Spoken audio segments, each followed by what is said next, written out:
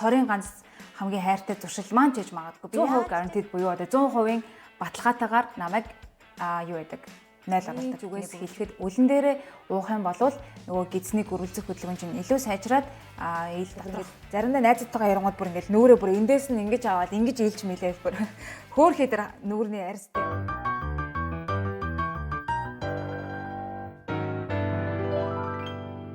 Сэн байна уу миний нийслэл сэн байна уу та улам мөн нэмсээр.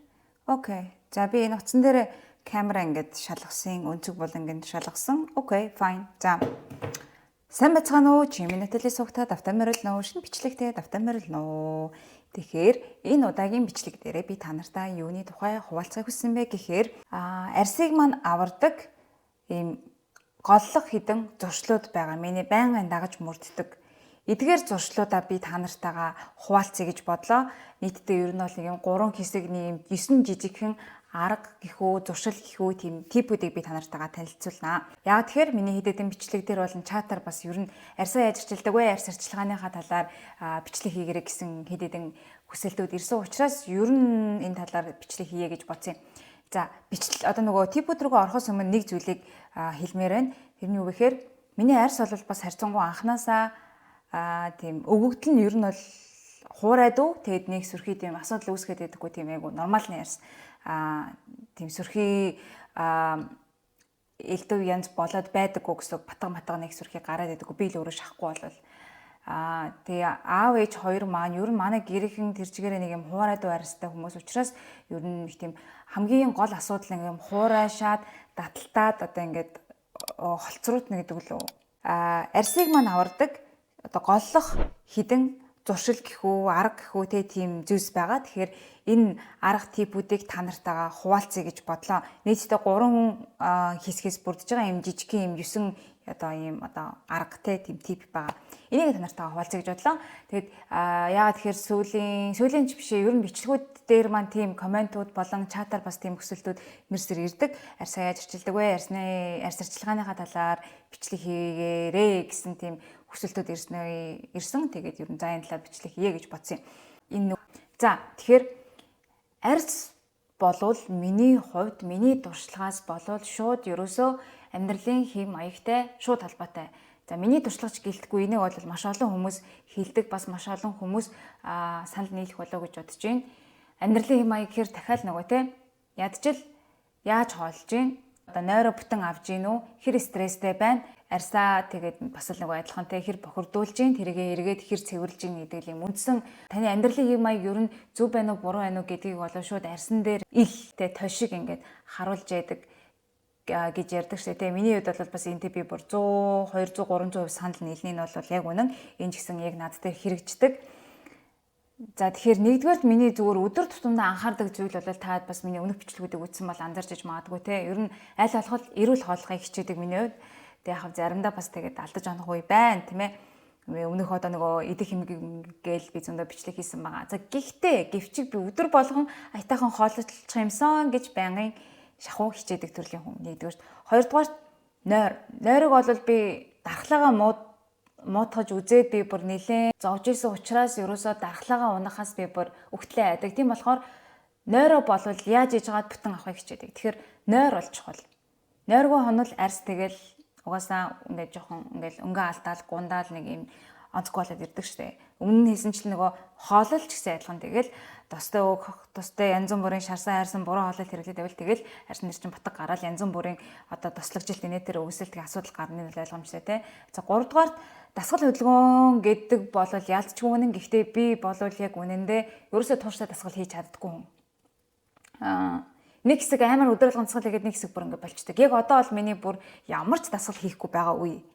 Тэгээ тийм болохоор би яг өөр дээр бол нэг дасгал хий гэж яг үндэ бол хэлж мэдэхгүй байна. Гэхдээ мэдээж хөдөлгөөн болвол маш чухлаа. Гэхдээ одоо фитнест яваад ч юм уу хөдөлгөөн хийснийхээ дараа арьсаа цэвэрлэх нь маш чухал юм байлаа. Ягаад тэгэхээр би оройгоор би дандаа нэг хэсэг фитнест явсан маа. Заримдаа бас нөгөө бодогтой үедээ ингээд явж агаад тэгэл одоо гэртээ иржил нөөрэ угаатлаа орой цэвэрлэгээ хийтлээ нилээ нэг 2 3 цаг байж байгаа нөөрэ угаадаг байсан. Тэгсэн чинь тэр үед миний ингээд тухаар ингээд нилээн бэржир өмнөд ингээд гараа тэр бас нилээн арилах гэж утсан. Тэгэхээр фитнес ч юм уу те дасгал хийх нь зөв гэхдээ эргээд тэр одоо ялгарсан хөлс бохирдлыг заавал зөв цэвэрлж явах хэрэгтэй шүү. За ийм. Тэгэхээр энэ хооллолт нойрыг бол би бол зайлшгүй өдөр тутамдаа ингээд ер нь бол анхаараа явж байгаа гэсэн. За тэгэхээр амьдралын хэм маягийн хувьд бол нэг юм. Гэхдээ миний таадад өхийг өсөж байгаа нэг үндсэн 3 одоо зөвлөгөө байгаа амьдралын хэм маяг дээр.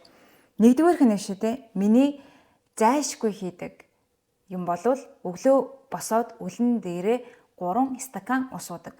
3 стакан чинь нэг иймэрхүү хэмжээтэй байгаа шүү дээ. Ийм шилээ стакан 200 мг-ийн. Тэрүүгээр би 3 аягааг уудаг өглөө үлэн дээрээ сэрэнгүүтээ. Энийг би хизэнээс хийж хийсэн болоо. Яг л нөгөө 10 жилдээ турн мурн гээл дэглэм мэглэн барьдаг байх үедээ л гинт хийсэн байх хэвээр маш азтайгаар энэ зуршлыг өөртөө бий болгочихсон.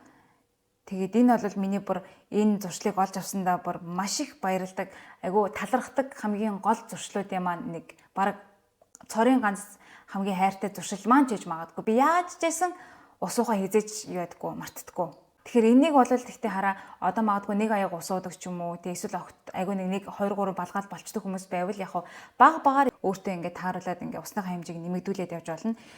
Шууд усуудаггүй яжгаад шууд 3 аягааг бол өглөө үлэн дээр уухаар бас зарим хүмүүс дотор нь бэлбэгнэ дотор эвгүй орох ч юм уу тийм юм үсч магадгүй. Тэгэхээр аажмаар тасгаж агаад тэгэж удаг бол зүгээр. За өглөө усууд ингээд ус суухын юу нэрштэй гол давуу тал нь юу вэ гэхээр ерөөсөө миний хувьд бол усуугаад нэг 20-30 минутын дараа шууд ингээд дотор өмнөх өдрийн эзсэн юмнуудтай дотор хуримтлагдсан энэ хоолны үлдэгдэл бол бүгдээрээ гадагшилдаг. Тэгээд одоо дараагийнхаа өглөөний цаг буюу дараагийнхаа хоолнд бид нар ингээд хотоодо бэлтэж байна гэсэн үг байхгүй юу? Ингээд өглөөдөө 3 аяг усуугаад сурчсан болохоор ерөөсөө миний би ч гэсэн бас тэрэндээ ингээд тасаад өглөө босоод яг тогтмол юм хуваартай юм шиг болцсон гэсэн үг байхгүй юу? Усаа угаал тэгээд 20-30 минутын дараа заавал 0 ороод тэгээд ингээд явдаг. Тэгхгүйгээр ингээд ер нь өглөө 0 орохгүйгээр те ингээд гизээ цэвэрлэхгүйгээр тэр өдөр эхлэх юм бол цаанаа л нэг юм сонирхдохгүй юм юу агаад идэм баа. Биэнд маа нэг юм бохир юм ингээд байгаад байгаа юм шиг айгүй тийм онцгүй духгүй мэдрэмж төрдөг. Учираас би яаж ээж агаад өнгөрсөн өдрийнхөө юмыг ер нь өглөөдөө ингээд гаргахыг маш их хичээдэг. Тэгээд одоо арьс цэвэрхэн байна гэдэг чинь бас ингээд хоол боловсруулах хэрэгтний үйл ажиллагаа те хэр байгаа вэ гэдэгтэй шууд холбоотой энэ төр гэл бас яадаг штэ те ярьдаг штэ. Тэгээ тэр бас ер нь бол үнэн яг одоо биеинд чинь ямар нэгэн тийм цугларсан тэгээ хуримтлагдсан тийм бохирдол байхгүй байж аж бидний арьс гоё ингээд тунгалаг цэвэрхэн шинхэн гэрэлтэй харагдана гэсэн үг штэ. Тийм болохоор ер нь бол зүгээр шууд шулуухаа хэлэхэд бол аль болох олон дахин гэдэг нь мэдээж одоо гүйлгэн гэсэн үг бол мэдээж биш шүү дээ. Ер нь зүгээр өдөртөө болж өгвөл олон удаа 0 ороод өөрийнхөө дотор байгаа одоо бохирдлуудаа гадагшлуулад байх юм бол айтайхан арьстай, гоё арьстай байх үндсэн алхам нь тавигднаа гэсэн үг. 1000 гаднаасаа юм хэрэглэхээс илүүтэй доторх энэ одоо хоол боловсруулах хэрэгтнээ цэвэрхэн байх хэрэгтэй гэсэн үг. Тэгээ усны температурын хувьд бол яг хүмүүс бүлээн ус уух хэрэгтэй гэдэг юм байна лээ. Би бол ер нь халуун бүлээн хүйтэн тэгэл ер нь янз бүр уучтай. Ер нь яг тийм бүлээнийг уухыг ер нь бол өрөөний температуртах усыг бол уухыг хичээдэг юм байна. Тэг хамгийн гол нь хараа хэрвээ усуудгүй хүмүүс одооноос ер нь за 3 ус ууя гэж бодож байгаа бол юу яах хэрэгтэй? Гарахаасаа нэг цагийн өмнө ер нь бол тооцоолох хэрэгтэй. Яагаад тэгэхээр 3 ус уугаад 20-30 минутын дараа бийцсмар босон чинь гарах хэрэгтэй болчихвол те эсвэл усаа уучаад шууд гараад явчихвал тэгээд гадуур хаана бийцсэх вэ нэ гэдэг асуудал үүснэ гэсэн үг. Тэгэхээр 0 орох хугацаагаа ер нь заавал тооцоолох хэрэгтэй гэсэн үг шүү. За дараагийн нэг юу байгаа. Энэ бол одоо зуршил гэхээсээ илүү миний юм одоо арга.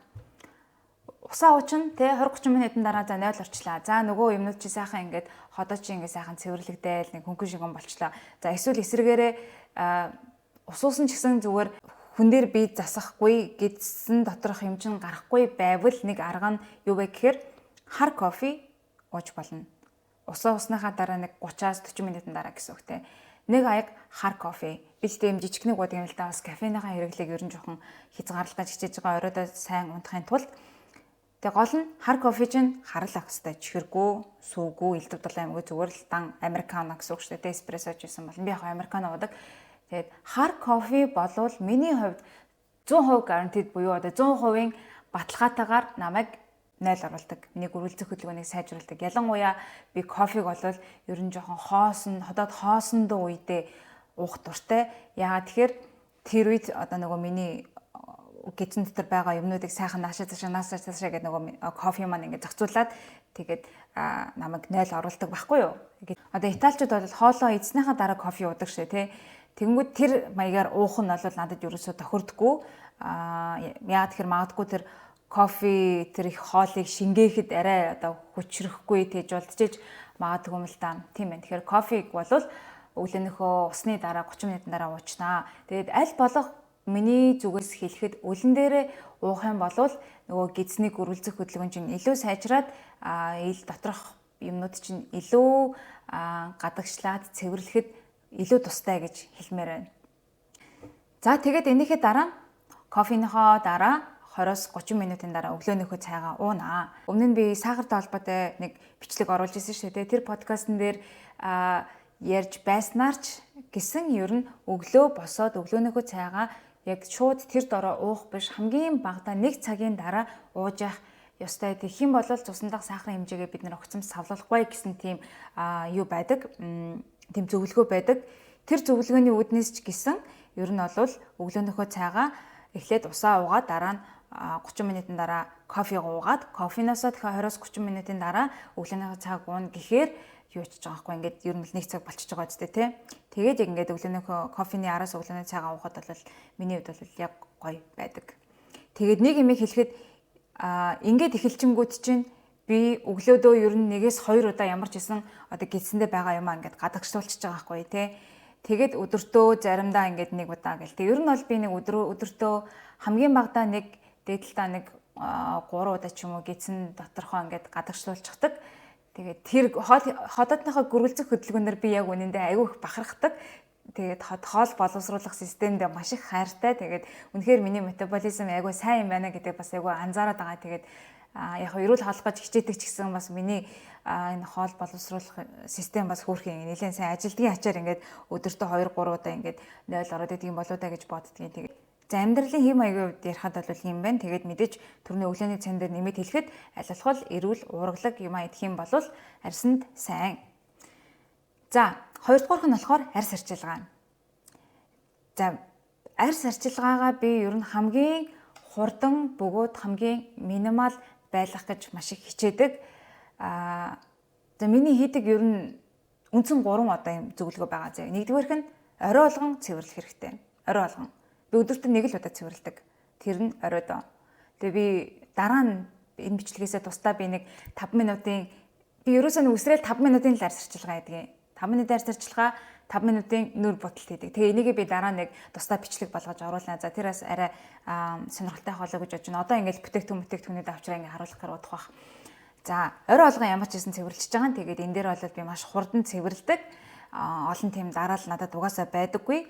Хоёрдугаарт шаардлагагүй бол хит олон одоо бүтээгдэхүүн хэрэглэхгүй байхыг маш их хичээдэг.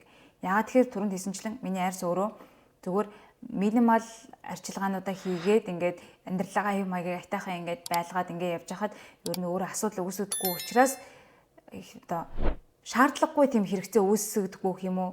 Зүгээр байгаа арьсан дээр ч одоо би ер нь яах гэж ингээд юмнууд нэмээд ер нь хэрэглээд авах вэ те? Зүгээр байж байгаа арьсан дээр ингээд тэр өөр юмнууд хэрэглээ тэр арьсаа одоо тэр бүтээгдэхүүнүүдээс хамааралтай болгоно гэдэг чинь аюу утгагүй зүйл шүү гэж боддог. Тийм болохоор нэг угаасаа цөөхөн хідэн бүтээгдэхүүн арьс арчилгааны бүтээгдэхүүн хэрэглэхийг хичээдэг. За тэгээд 3 дугаар толонгууд бас ерөөсөө миний арьс арчилгаанд хамгийн анхаардаг юм бол би ч өөрөө хуур арьстай төрлийн хүн учраас чийгшүүлэх юм бүтээгдэхүүнүүдийг аль болохыг хийдэг. Тийм. Тэгээд ер нь бол орой болгон цэвэрлээд шаардлагагүй бол нэг олон бүтээгдэхүүн ингээд нүүрэндээ баахан 10 дараалал ингэж хэрэглэхгүйгээр тэгээ голлог хэдэн бүтээгдэхүүний хэрэглэл хамгийн гол нь чийгшилтэндээ анхаарат ингээд явж байхад бол миний хувьд бол ингээд болчдөг. За арьс арчилгаан дээр нэг зүйлийг хэлэх юм мартах чинь хүмүүсээс агиух ажиглагддаг. Нүүрнийхээ арьсанд гараараа бүр амар хамаагүй хүрдэг юм билэ. Энэ бол ер нь нэгдүгээрт бидний гар ямар их олон зүйлэнд хүрдэг вүлээ те нилээ их бохирдол байгаа. Тэгэнгүүт бид нар яг ингээд цэвэрхэн арьсан дээрээ ингээд нөгөө тэрэг бохирдлыг аваачаад ер нь л гараараа ингээд наагаад байна гэсэн байхгүй нэгдүгээр. Хоёрдугаар нүүрэндээ ингээд хамаагүй юм ийш тийш янз бүр ингээд одоо бүр ингээд заримдаа найзтайгаа ярангууд бүр ингээд нүүрээ бүр эндээс нь ингэж аваад ингэж ийлж мэлээл бүр хөөхий дээр нүүрний арьстэй бүр ингээд аль болох гоё ингээд бид нар өвчлээгүү тэнгэр нэг юм теннисийн арьстай л баймаар байгаа шүү дээ. Тэгэхээр чин бид нар яах гэж арьсаа ийм болгоол ингээд янз бүр ингэж мингээд байх хэрэгтэй гэж тэ ингэж болохгүй хин цаашаа ерэн зүгээр нүүрэндээ гараараа хүрэхээс аль болох зайс хийх хэрэгтэй. Энийг бол маш олон арьсны эмчнэр хүртэл ингээд зөвлөдөг шүү дээ, тэ. Тэгэхээр өөрийнхөө энэ одоо арьсаа оролдох гараараа нүүрэндээ хүрэх энэ туршлаа бас аягүй сайн контролдох хэрэгтэй гэсэн үг. Тэгээ болж өгвөл бас тэ за янз бүрийн эмошн гарахгүй байна гэх тийм аим робот шиг амьдрал гэж байх. Гэтэ ер нь нэг юм одоо ингэж мингих ч юм уу тэ нүүрээ ингээд юм үрчлээ үүсгэх тийм тийм реакшн болж өгвөл баг гаргал зүгээр гэдэг чинь бид нар ийм царай гарахгүй байна гэдэг чинь айл болох баг л уурлнаа гэсэн л үг л байгаа юм л та. Гүүгээр за тэгмүүд хоёр дахь нь болонгууд мэдээж харч авга. Харч авга бол бас яг хар кофе шиг тийм шууд 100% баталгаа өгөхгүй ч гэсэн яг бас хөөхөн дэмтэй яг ингээд өтгөө хатах ч юм уу ер нь жоохон тийм нөгөө бохирдол гадагшлахгүй байх тэр үед бол нэг туслах арга нь. Ялангуяа харч авга ер нь идэгдгүй хүмүүс бол харч авга нэгийг идэл ер нь шууд байх магадaltaй. Гөрөлзөх хөдөлгөөн нь хурцах тийм магадaltaй. Тэгээ би бол яг бас заримдаа яг тийм тэр зорилгоор харч авгыг иддэг. Бас хидэвэл гэдэс хийгээр дүүрэл байн унгаад ч юм уу ер нь жоохон тийм гэдэс ер нь хийгээр дүүрээд жоохон хэцүү байдаг. Тийм болохоор өдөр болгон бол харч авгыг бол идэд юм. Тэгээ 3 дугаар арга нь мэдээч нөгөө түрүүний хэлсэнчлэн өмнөх хоол чинь гараагүй яг одоохондоо өссөн мэдрэмж төрөхгүй байвал жоохон хүлээчгээ. Тэгжэдэл чинь нөгөө өмнөх хоол чинь гараад тэгээд та угаасаа жам ёсороо өсөөд тэгээд дараагийнхаа хоолыг идэхэд бэлэн болноо. Зөвхөн арьс гэлтэхгүй бэлхүүс хүртэл ер нь нарийнхан байдаг дандаа. Аль болох олон ер нь нарийнхан бэлхүүстэй байна гэдэг чинь миний бодлоор бас айгүй олон сонсч ирснээр айгүй олон 0 ордог хүмүүс тийм сайхан нарийнхан бэлхүүстэй те ходоодны гөрөлзөх хөдөлгөөн нь сайн эсвэл айгүй зөв холдог хүмүүс ч одоо тэгээд сайхан нарийнхан бэлхүүстэй байгаа шүү дээ. Тэгээд за тийм байна да ингээд нийтдээ ер нь бол юм 9 жижигхэн ийм аргыг зуршлыг би бол өөртөө юу байдаг хөвшүүлж гисэн. Тэгээд энийхээ ачаар ер нь арьс маань айгүй айтайхан байгаад идэх юм болов гэж би боддог, баярлдаг. За тийм байна. Тэгээд дараагийн бишээ ер нь би нэг өөр бичлэгүүдээрээ яг өөрийнхөө хийдэг 5 минутын мейкап болон 5 минутын арьс арчилгаагаа та нартай танилцуулнаа. Тэгээд та нар маань өөр бас юм гэдсний гөрөлзөх хөдөлгөөнийг сайжруулдаг ямар янз бүрийн тийм арга байна те. Тэр байвал комент хэсэгт үлдээгээрээ би бас үнэхээр мэдхийг хүсэж байна. Тэгээд өөр ер нь бид арьсныхаа төлөө та нар маань ямар тийм арга хэрэгэлдэг вэ? Ямар зуршил байдаг вэ? Тэр талаараа бас доор комент хэсэгт үлдээгээрэй гэж хүсмээр байна. За тэгээд бичлэг маань таалагдсан бол сувгийг маань subscribe дараарай. Тэгээд дараагийн бичлэгээр уулзлаа. Түр баяртай. Бичлэгийг маань үзсэнд маш их баярлалаа. Аз жаргал сайн сайхан бүхнийг хүсье өрөө. Бай.